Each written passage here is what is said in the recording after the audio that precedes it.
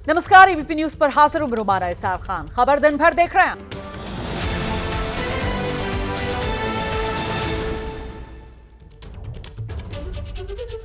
खबर दिन भर में अब विस्तार से खबरों का रुख करते हैं। हरियाणा के अंबाला राहुल गांधी पहुंच गए हैं।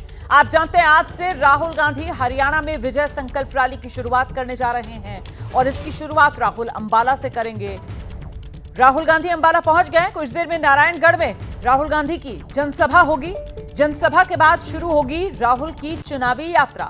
आज से हरियाणा में राहुल की विजय संकल्प यात्रा 3 दिन तक राहुल गांधी की यात्रा चलेगी। हरियाणा के अलग अलग क्षेत्रों में राहुल गांधी विजय संकल्प यात्रा के जरिए पहुंचेंगे और इस यात्रा का मकसद एक तरफ जहां कांग्रेस की गारंटी है वो लोगों तक पहुंचाना और साथ ही साथ कांग्रेस में कलह इसको लेकर जो सियासी विरोधी कांग्रेस की घेराबंदी कर रहे हैं उनको जवाब देना, क्योंकि जो जानकारी मिल रही है उसके मुताबिक राहुल गांधी की इस विजय संकल्प यात्रा में चाहे भूपेंद्र सिंह हुड्डा हो चाहे कुमारी सैलजा हो, दोनों एक साथ नजर आएंगे। तो कुछ देर पहले अंबाला पहुंच गए राहुल गांधी। तस्वीरें आपके सामने।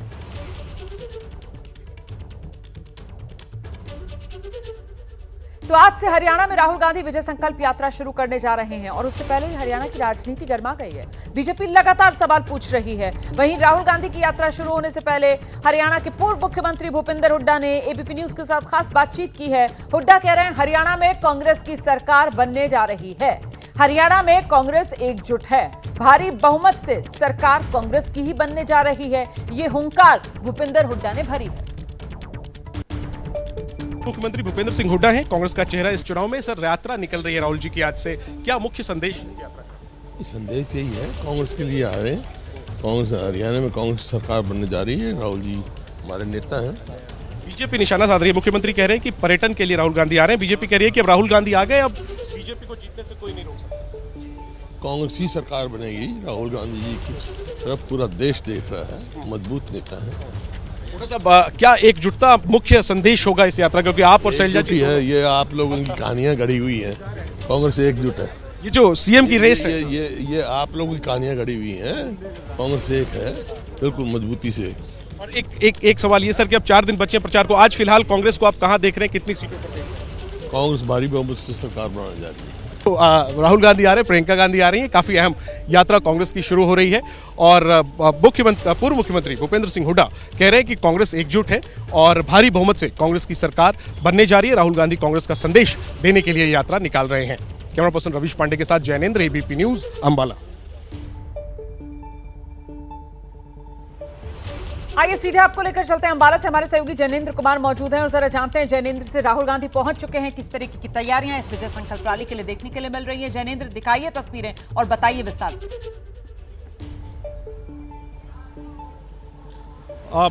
बिल्कुल रुमाना, राहुल गांधी पहुंच चुके हैं, प्रियंका गांधी पहुंच चुकी हैं, भूपेंद्र हुड्डा और कुमारी सैलजा भी मंच पर मौजूद हैं। और सबसे अहम ये कि एक ही जीप में राहुल, प्रियंका, हुड्डा और सैलजा हेलीपैड से मंच तक पहुंचे हैं। नारायणगढ़ में जो पहली सभा है जहां से यात्रा शुरू होनी है, वहां सभा जो है वो शुरू हो चुकी है। कुमारी सैलजा इस वक्त सभा को संबोधित कर रही हैं। इसके बाद हुड्डा संबोधित करेंगे, प्रियंका गांधी और राहुल गांधी एड्रेस करेंगे और इसके बाद राहुल गांधी की यात्रा यहां से शुरू होगी।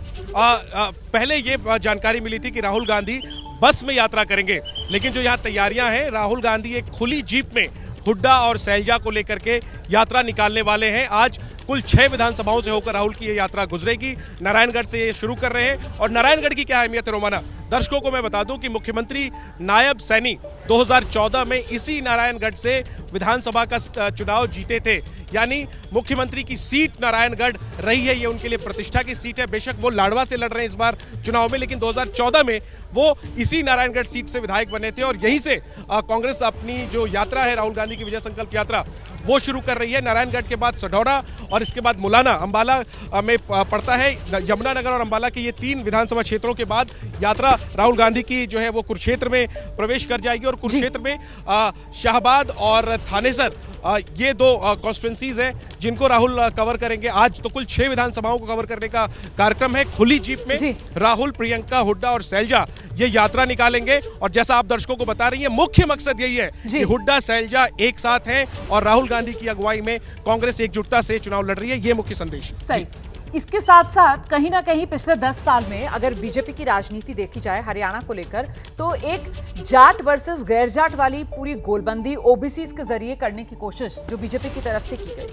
आज राहुल गांधी के साथ उस जीप में जिस तरीके से आप बता रहे हैं कि हुड्डा भी होंगे, कुमारी सैलजा भी होंगी, तो कुल मिलाकर वो कांग्रेस की अंतरकलह नहीं, कांग्रेस एकजुट है, ये संदेश। और साथ ही साथ जो जाट और दलित समुदाय है उस वोट बैंक के लिए भी यहां पर एक बड़ा संदेश होगा, उसको कंसोलिडेट करने की भी एक बड़ी कोशिश के तौर पर देखा समझा जाएगा। क्योंकि हमने देखा है 2024 लोकसभा चुनाव में जिस तरीके का वो एक बड़ा शिफ्ट हुआ, चाहे जाट वोटर हो चाहे दलित वोटर हो कांग्रेस की तरफ, उसी ने कांग्रेस का स्कोर बीजेपी के मुकाबले लोकसभा चुनाव में हरियाणा में 5-5 पर लाकर खड़ा कर दिया। जैनेंद्र, बिल्कुल रोमाना और साफ तौर पर देखने को मिला कि दलित वोट जो है वो छिटका है। पूरे देश में एक दलितों के बीच में राहुल गांधी के प्रति एक आकर्षण दिखा, जिस तरीके से उन्होंने संविधान की कॉपी के साथ कैंपेन किया। हरियाणा में तो उसका खास असर दिखा और बीते 2 दशकों में हरियाणा में कांग्रेस की जो सियासत है वो जाट और दलित को एक साथ साधने की है। प्रदेश अध्यक्ष जो है वो लगातार 20 सालों से दलित रहे हैं और जो नेता विपक्ष का पद है वो जाट के पास रहा है। अभी भी उदय भान प्रदेश अध्यक्ष दलित हैं और जाट नेता भूपेंद्र हुड्डा जो है वो नेता विपक्ष हैं। लेकिन असली दलित चेहरा जो है कुमारी सैलजा है, जिनकी नाराजगी है जिस तरीके से टिकट बंटवारे में दबदबा चला भूपेंद्र हुड्डा का, और इसके बाद वो नाराजगी कई बार खुलकर सामने आ चुकी है। उसी एकजुटता का संदेश देने के लिए राहुल गांधी ने पहली कोशिश की थी, जब कुछ दिनों पहले उन्होंने 2 सभाएं की थी हरियाणा में। पहली सभा में हुड्डा और सैलजा साथ नजर आए थे, लेकिन कुछ ही दिन बाद 2 दिन बाद ही जब मैनिफेस्टो जारी हुआ पार्टी का, सैलजा मंच पर नहीं थी। अब फिर से आखिरी के जो 4 दिन है ये कोशिश है ताकि दलितों तक ये संदेश जाए। जाटों में तो कहीं ना कहीं कांग्रेस के प्रति रुझान नहीं, दलितों में संदेश देने के लिए राहुल गांधी ये यात्रा हुड्डा और सैलजा के साथ निकाल रहे हैं। और हमारा आखिरी के 40 सेकंड, नारायणगढ़ से तो यात्रा शुरू हो रही है, जो मुख्यमंत्री की सीट रही है, लाडवा सीट जहां से मुख्यमंत्री लड़ रहे हैं, वहां भी आज ये यात्रा पहुंचेगी। तो कुरुक्षेत्र की जो 3 सीटें हैं, शाहबाद, लाडवा और थानेसर, उसमें लाडवा अहम है क्योंकि वो मुख्यमंत्री की सीट है। तो पहले ही दिन मुख्यमंत्री की घेरेबंदी एक प्रकार से कांग्रेस इस यात्रा के जरिए करने की कोशिश कर रही है। नारायणगढ़ उनकी पैतृक सीट, उनके घर की सीट जहां से विधायक रहे हैं, और लाडवा भी पहुंचेगी यात्रा राहुल गांधी की, और सीधे निशाने पर सैनी और खट्टर की सरकार मिलाकर आज की जो विजय संकल्प यात्रा है उसके जरिए कांग्रेस ने चक्रव्यूह बनाने की पूरी कोशिश कर दी है ना। बड़ी जानकारी देते हुए हमारे सहयोगी जैनेंद्र को आप सुन रहे थे। आइए सीधे आपको लेकर चलते हैं। प्रियंका गांधी का संबोधन शुरू हो गया है। मालूम होता है ये कर्मठ बच्चा है, मेहनती बच्चा है, इसका आत्मसम्मान है, लेकिन हरियाणा के अपने प्रदेश में जो 10 सालों से सरकार चल रही है उसने इसका भी सम्मान नहीं किया। नौजवानों के लिए क्या मिला? बेरोजगारी मिली, अग्निवीर जैसी स्कीमें मिली, जिससे आपको बताया गया कि आप सरहद पे भी जाएंगे, शहीद होने को तैयार होंगे, तब भी आपको कुछ नहीं मिलेगा। 4 साल बाद वापस आइए और फिर से बेरोजगारी का आप संघर्ष करिए। पहलवानों को देखिए, हमारे खिलाड़ी हैं, इनके साथ क्या किया गया? हमारा सम्मान रखते हैं, पूरा देश देखता है, ओलंपिक्स में जाते हैं, हिम्मत करते हैं, इतनी मेहनत करते हैं। मैं जानती हूं कि गांव-गांव का बच्चा हरियाणा में मेहनत करके आगे बढ़ता है स्पोर्ट्स में, और उनके साथ क्या किया गया? उनको सड़क पे बिठाया गया, आंदोलन करते रहे।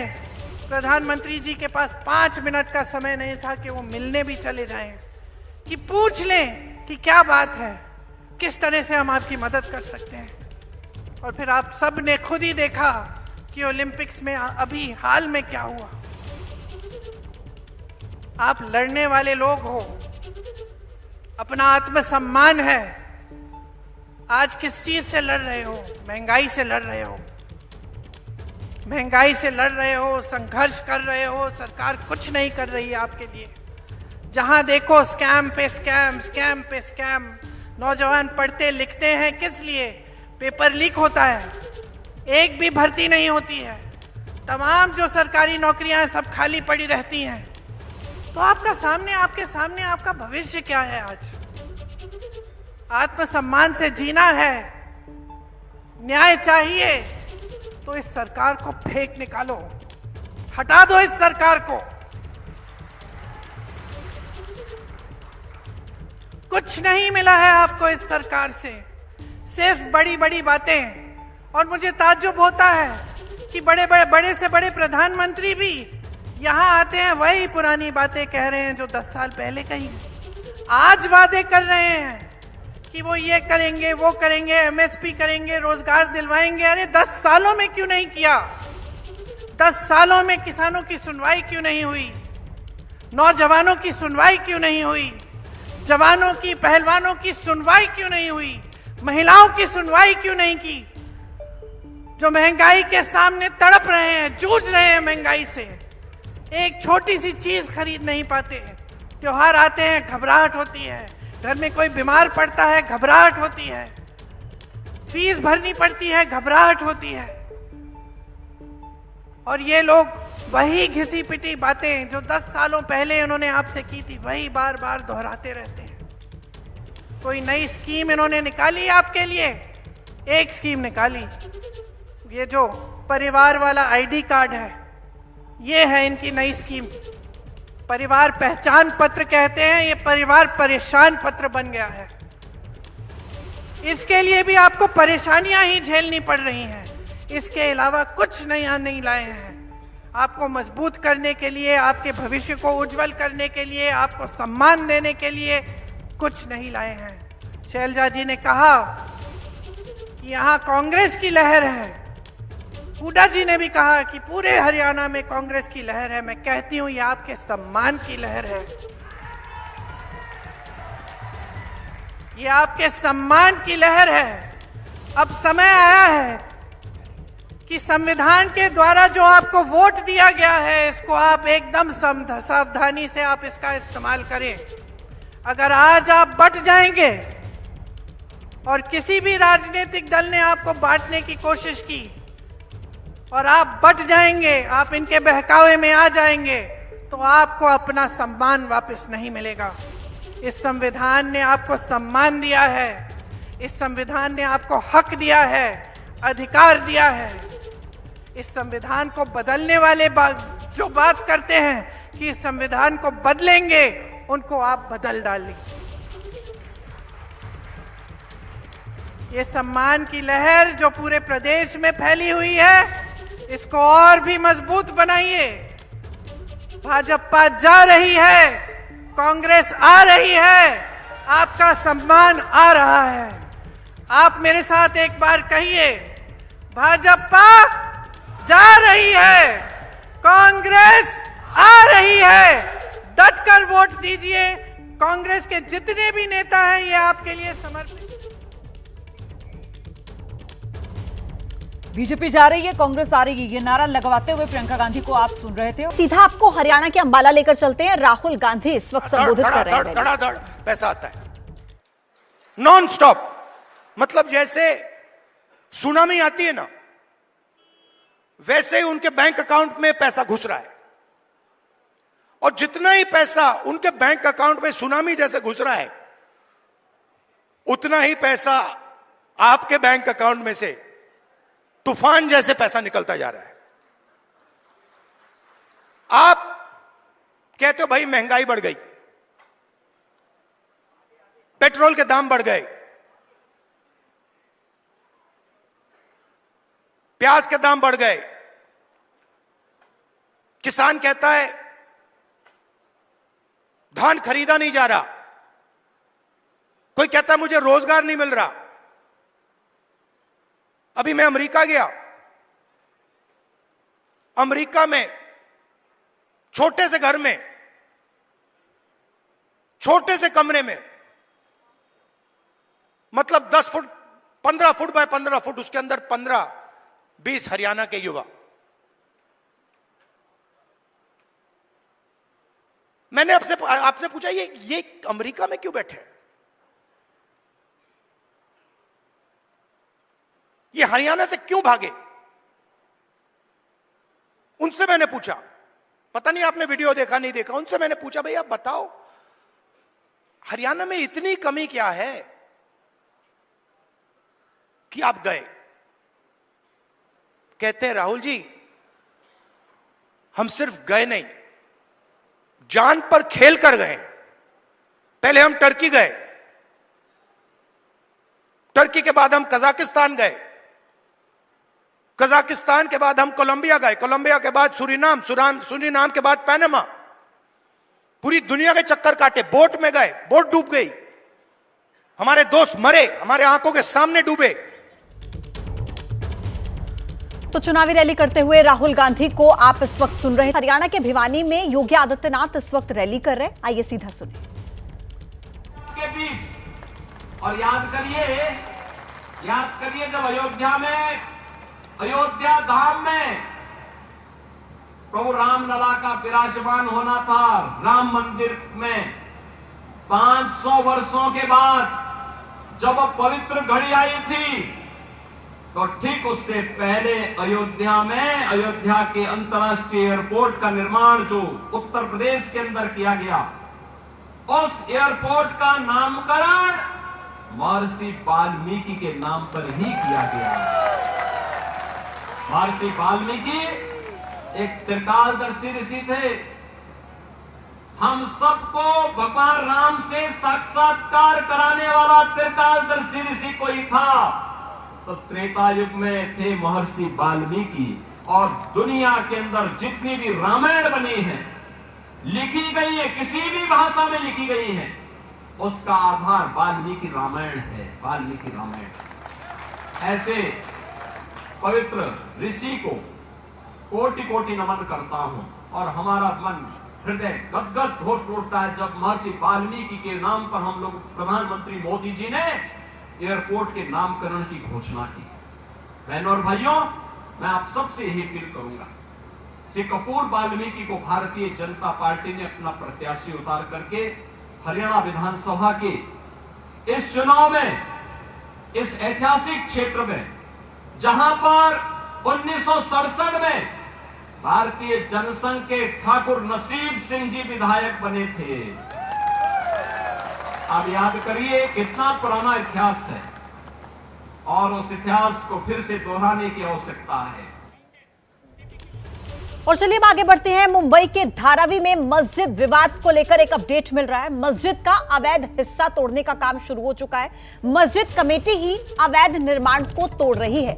महबूबे सुभानिया मस्जिद पर दरअसल विवाद हुआ था और देखिए बीएमसी की टीम वहां पर पहुंची थी मस्जिद के अवैध हिस्से को तोड़ने के लिए, लेकिन उस वक्त धारावी की सड़कों पर लोग इकट्ठा हो गए थे, उनकी तरफ से प्रदर्शन किया जा रहा था। उसके बाद बातचीत हुई और अब देखिए खुद वहां पर जो मस्जिद के अवैध निर्माण को तोड़ने का काम शुरू हो चुका है मुंबई के धारावी में, और मस्जिद कमेटी खुद ही यह अवैध निर्माण तोड़ने का काम शुरू कर चुकी है।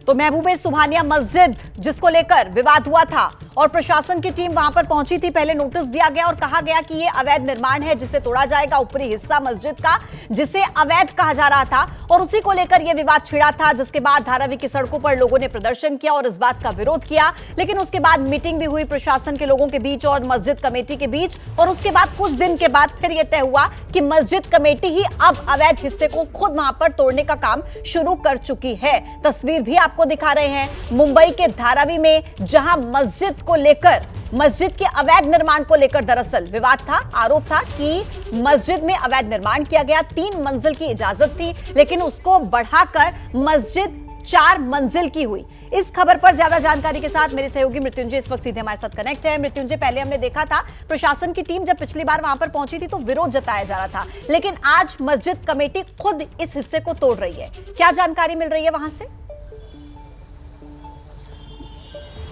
बिल्कुल, लगभग 7 दिन पहले जब पिछले शनिवार को यहाँ पर मुंबई महानगर पालिका की टीम मस्जिद के अवैध हिस्से को तोड़ने पहुंची थी तो काफ़ी ज़्यादा हंगामा हुआ था। सुबह 9 बजे हज़ारों की संख्या में स्थानीय लोग इकट्ठा हो गए थे जिन्होंने इस तोड़क कार्रवाई का विरोध किया था। काफ़ी ज़्यादा इलाके में तनाव की स्थिति देखने को मिली थी, लेकिन कुल मिलाकर जब मुंबई पुलिस, मुंबई महानगर पालिका और मस्जिद प्रबंधन के लोगों के बीच बैठक हुई और नतीजा ये निकाला गया था कि जो अवैध हिस्सा है उस अवैध हिस्सा को खुद ही प्रबंधन तोड़ देगा। तो जो अवैध हिस्सा था वो मुख्यतः इस मस्जिद के जो ऊपरी हिस्सा है, जो गुंबद का हिस्सा बना हुआ था या मीनार का हिस्सा बना हुआ था, इसी को लेकर आपत्ति थी कि जितनी इजाज़त दी गई थी उससे ज़्यादा बनाई गई है।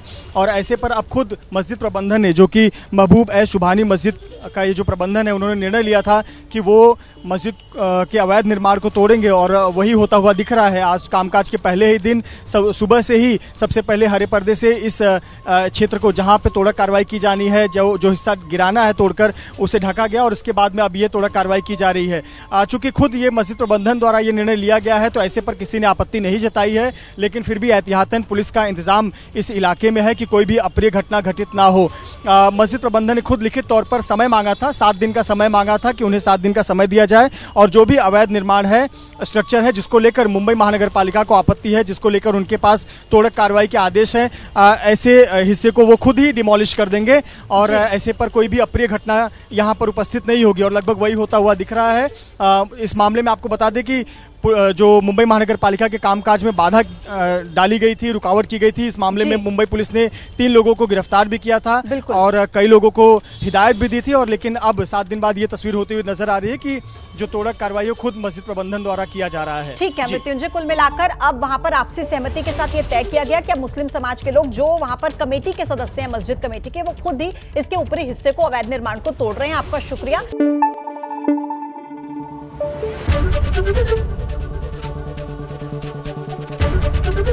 एबीपी न्यूज आपको रखे आगे।